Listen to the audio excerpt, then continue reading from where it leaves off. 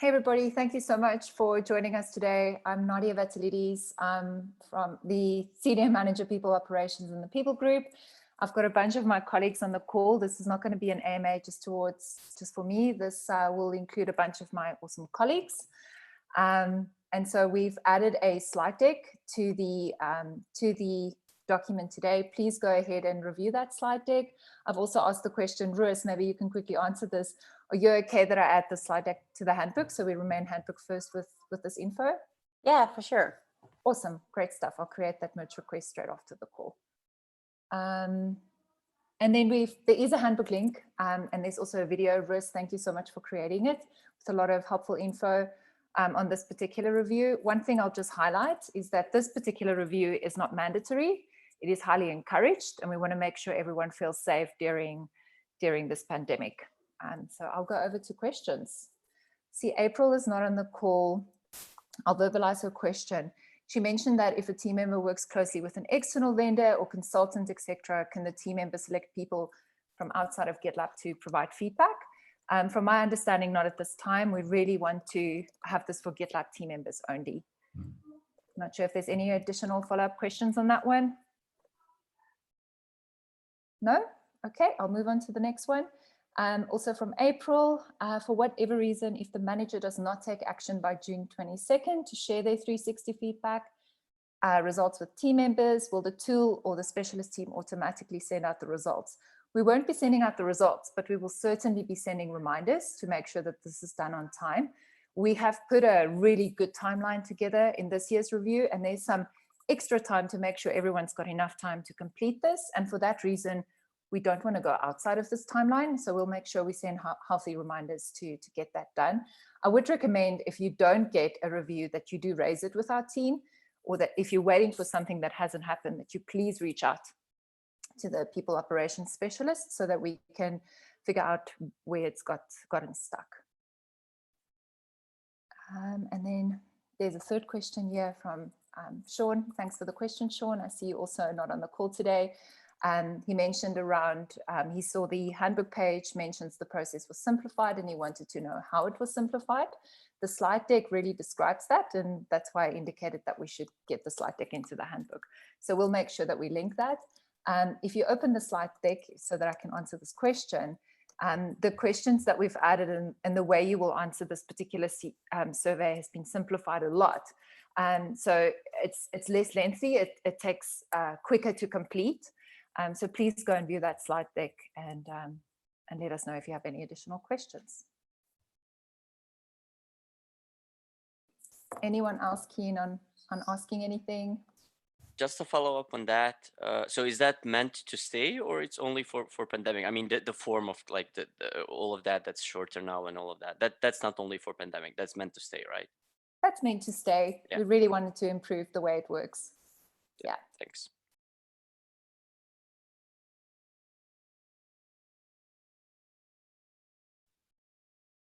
Anyone else? Yeah. I have a question, but I can't add it to the doc. My question is, my manager recently left GitLab, and so I was wondering how would that work for someone like me who basically now have no direct contact with, like, my new manager just arrived, so there's literally nothing to discuss for now. I don't know how that impacts that review. So a 360 review in GitLab doesn't only involve just your direct manager, it does involve all the team members that you work with, and you get to self-select who those team members are that you want feedback from. So if your new manager has super lean feedback or really not sure what to say, they will still need to share that feedback with you and summarize of what was shared from your team members that you've selected. So that information is usually updated in Bamboo HR. So your reporting line should be updated in Bamboo HR. If it's not, please flag it to us so that we can look into it, Frederic. And but yes, they would still have to release the feedback from the team members that have shared feedback with you. Thank you.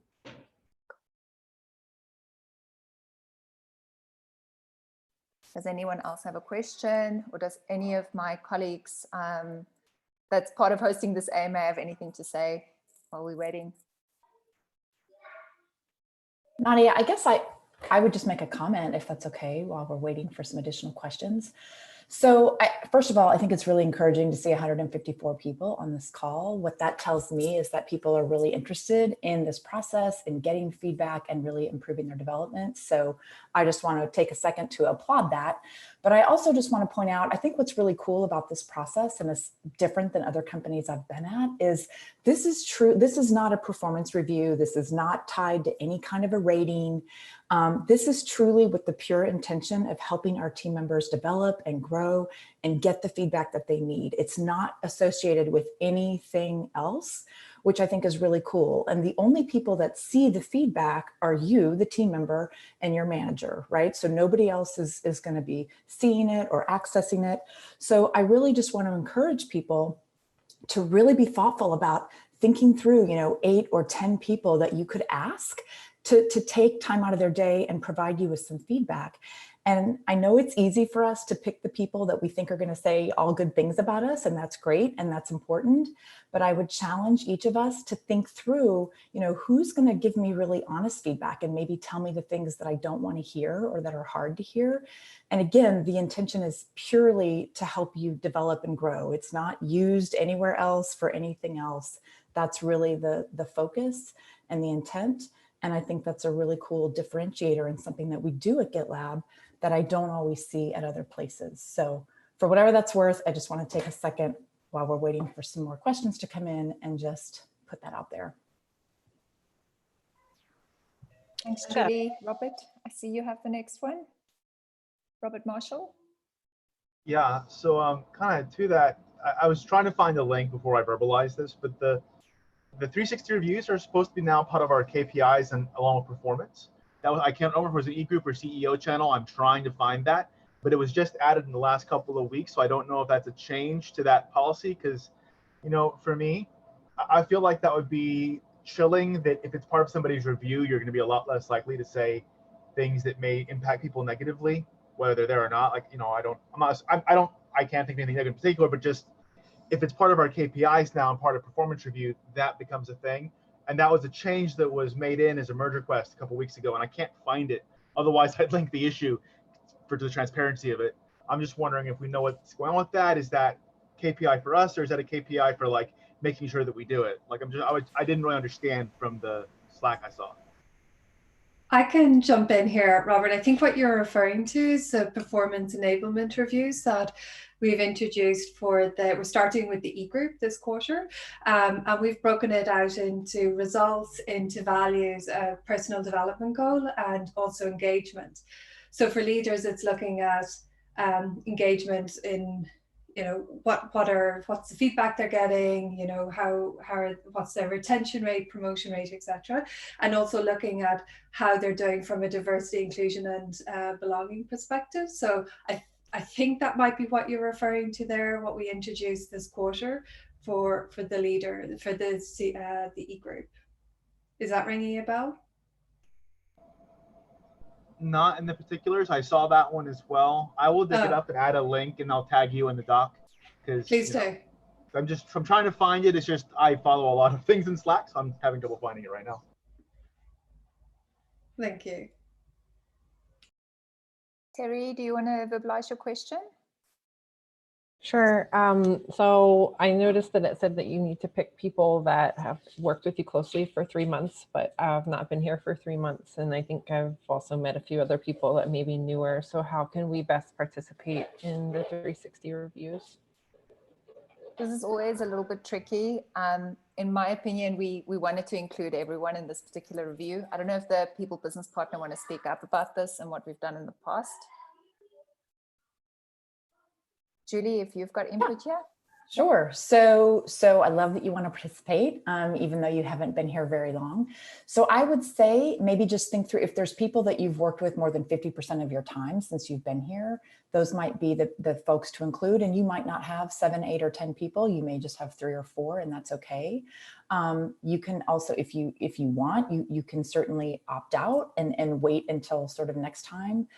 If you don't feel that you have enough people, but I wouldn't let that stop you. I think that 2 months at GitLab is a pretty long time, and you've probably got a handful of people that you could reach out to and that could speak to that on that short window on your behalf.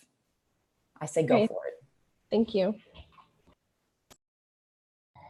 Question, and I can't get into the doc right now. My question is, in the slides, it's mentioned that you can reach out to managers, direct reports, and cross-functional team members for feedback. There are a lot of other projects that we have going on at GitLab, maybe working groups or ERGs and things like that. Should there be a special call out for inviting those team members as well in your circle for feedback?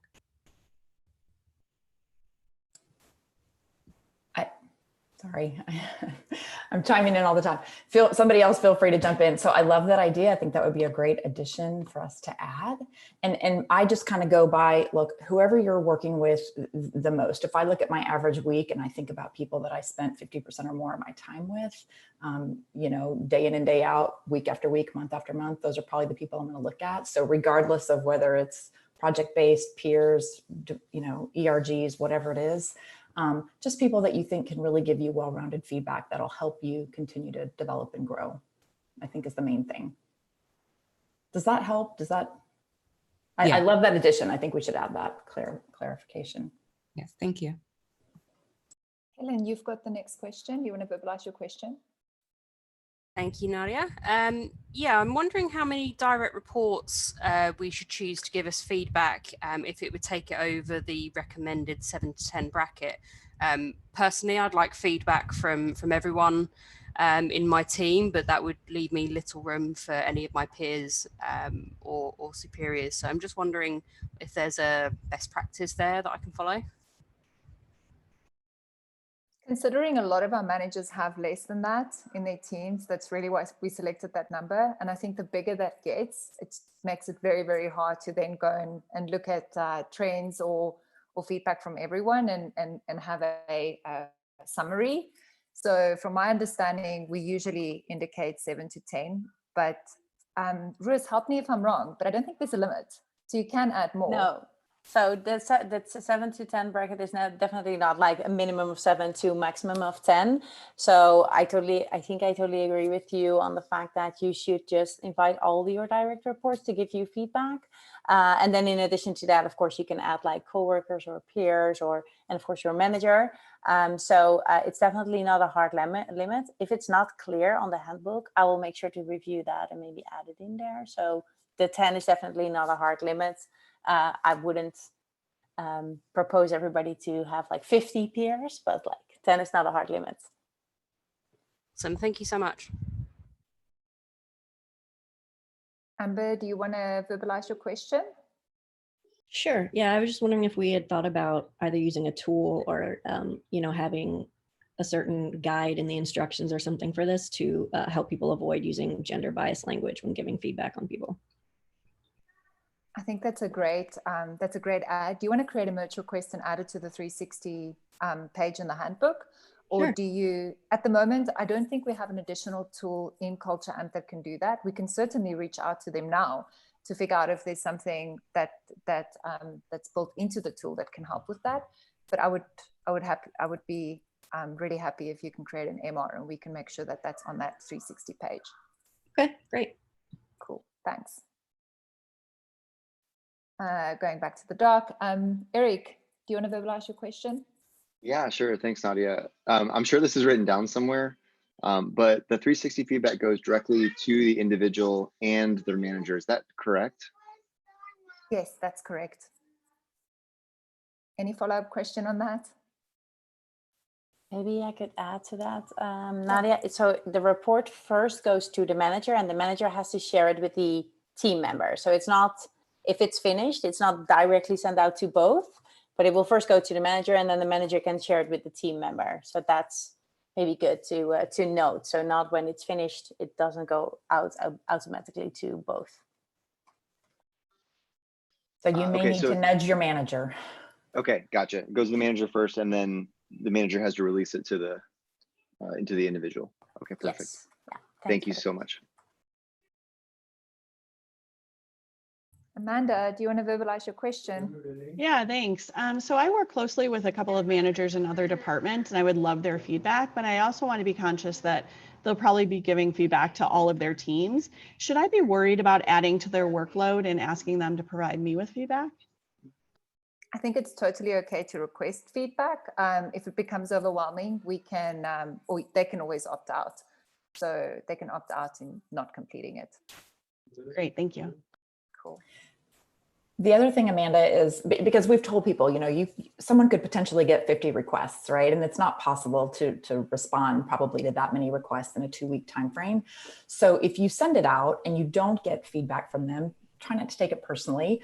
And instead, what you could do is maybe reach out and just schedule a quick coffee chat with them, with the subject being feedback, and they can give it to you live in person through an informal meeting. I do that myself sometimes with people. Just hey, next time we meet, I'd love to get some feedback on what I'm doing well, what you think I could work on, and it's more informal. But that way, at least you're getting what you need, even if they don't have time to write it down in the tool.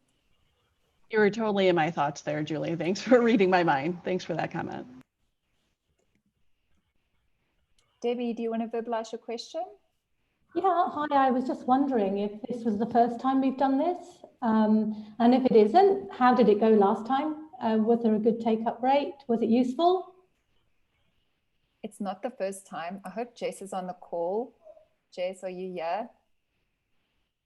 Otherwise, maybe Julie can speak to this as well. But I don't remember, I didn't have insight into what the uptake was.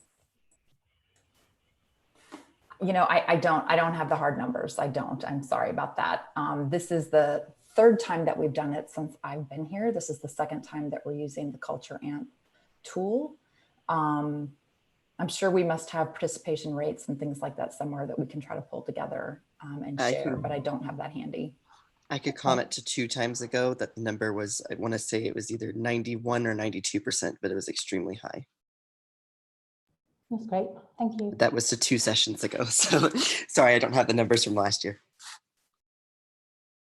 Thanks, Trevor. Appreciate that. Debbie, I can go and check if I can find that info and then update the doc and maybe do a hard ping on this doc so you can see it. Jeffrey, do you want to verbalize your question? Yes, thanks. So maybe it's written somewhere, but how does a coach assignment work? So reading through the slides and I couldn't find if it's something we should apply to or if it's automatic or if our manager is actually our coach. Chris, maybe you can, Yeah, thanks for that question, Jeffrey. Yes, so indeed, your manager is assigned as your coach. So we're uploading with kickstarting the 360 file, that will be automatically your manager, and we pull that from Bamboo HR. Okay, thanks. Cool. Then I think Danielle has the next question. Do you want to vocalize? Yes. Yes, I was curious if you had any advice for managers on just the best way to conduct that feedback session in terms of, I'm assuming maybe we should pull some trends or have our own kind of take on anything we're noticing across the feedback. Just curious how you think that would best be done.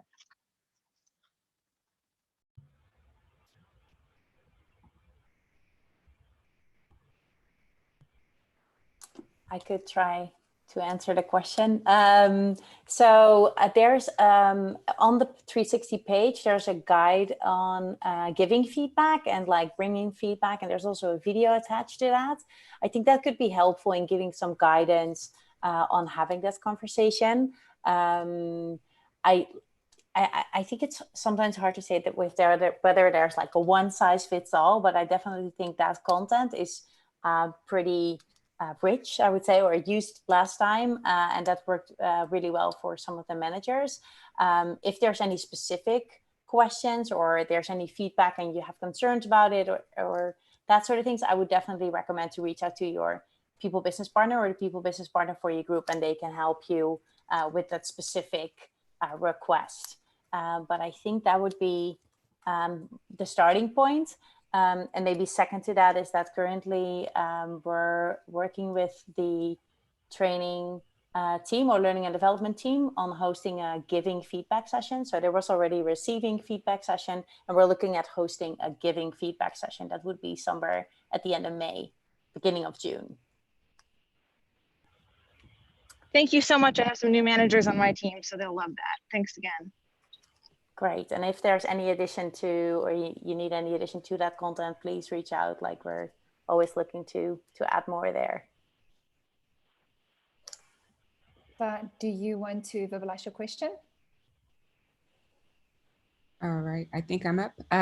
Just one more question. This might be written down somewhere. I'm looking at the situation where there is a new team member on a team. Do they have guidance where their previous manager is required to give them feedback, and maybe they reach out to some of their previous team members because they're on a new team and the new team members don't know them as well?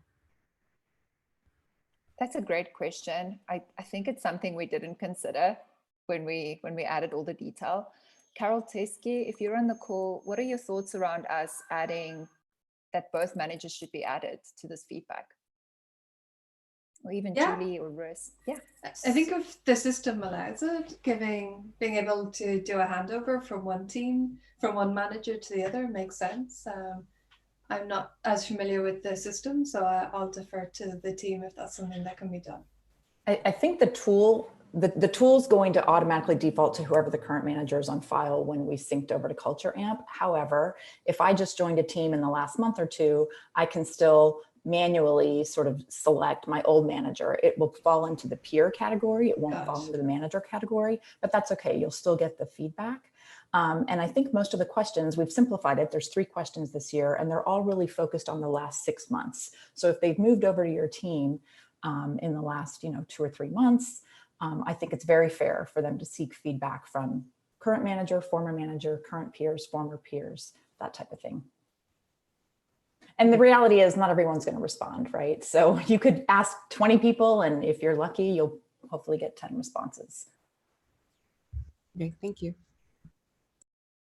Dallas, if you're on the call, do you want to verbalize your question? Yeah, certainly. So I was just wondering if the feedback that you get is compiled and sort of anonymized to some degree, or if it's very clear who gave you what feedback. I wasn't able to glean that answer from the slides, and I haven't yet seen the video, so apologies if the information is in there, but just that was my question. Yeah, it is anonymized, so you wouldn't see who gave you that feedback. Russ, do you want to speak more about this?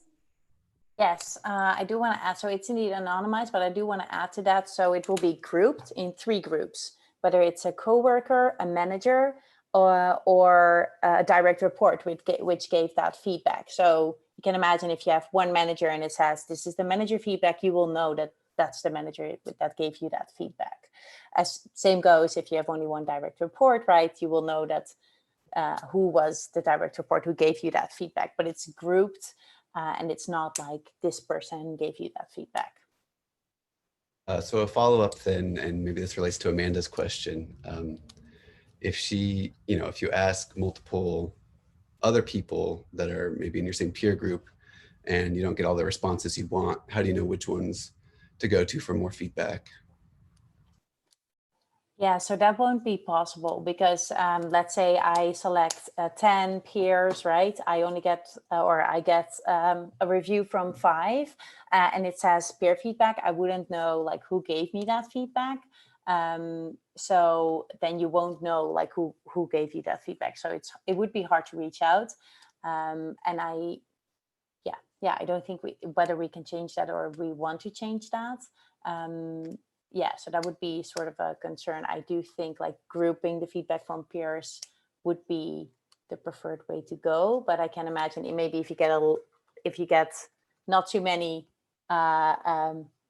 peer feedback, let's say I send out 10, I only get 1, I could say like, I could reach out to the 10 and say like, hey, I wondered if you give me feedback. Maybe you could set up a call because I really value your feedback and I would love to learn or gather feedback at your convenience, maybe at a later time or something. I don't know if there's any additional thoughts on this, maybe Julie or... Well, what is the rationale for it being anonymized?